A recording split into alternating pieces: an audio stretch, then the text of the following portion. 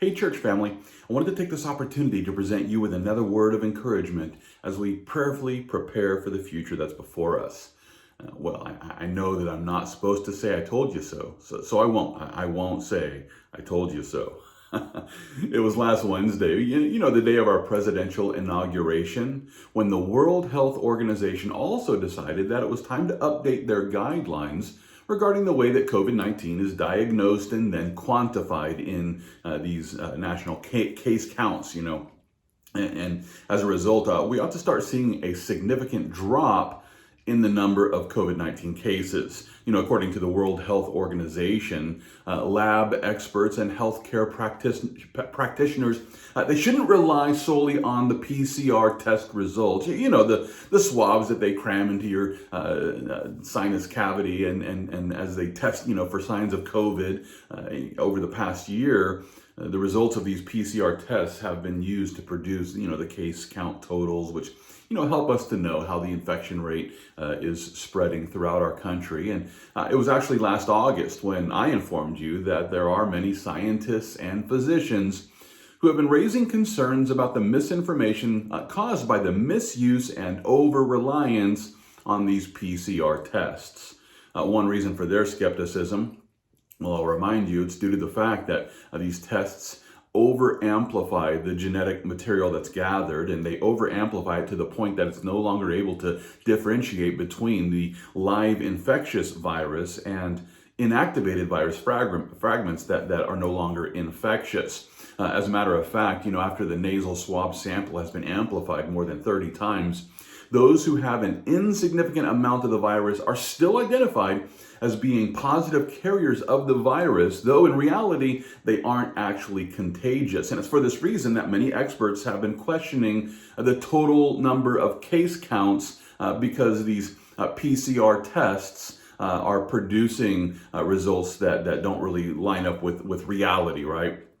So what this means is that the case counts that we've been shown for close to a year have actually been based on over-amplified PCR tests, which have included both infectious and non-infectious cases. And as I pointed out last August, there's somewhere between 70 to 90% of the confirmed cases on record were actually false positives produced by an over-amplification of the genetic material. Well, now after 11 months of these incorrect case counts, the World Health Organization has finally changed their guidelines on these tests, and they did so on the day of Biden's inauguration. Now, it should be noted that they didn't specifically identify what the threshold value cutoff should be for a positive diagnosis. No, instead, they simply encourage labs to determine if a manual adjustment of the PCR positivity threshold is recommended by the manufacturer. Not only that, but they have also warned against diagnosing someone, as having the virus just because they test positive with these PCR tests. They also insist that the person should only be included in the case count if there are actually symptoms of COVID-19. So now it's a PCR test and the evidence of symptoms.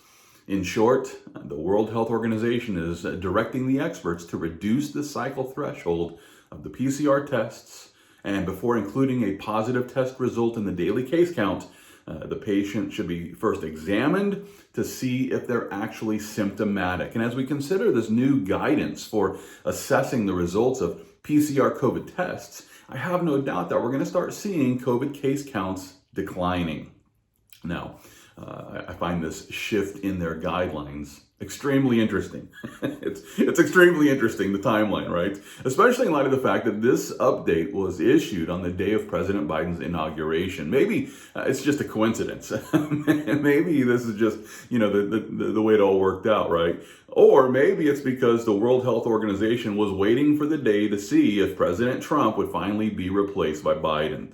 Remember, it was last April when Trump announced that the U.S. was going to halt our funding that we were sending to the World Health Organization. And the reason why is because they ultimately failed to warn us about the spread of the novel coronavirus.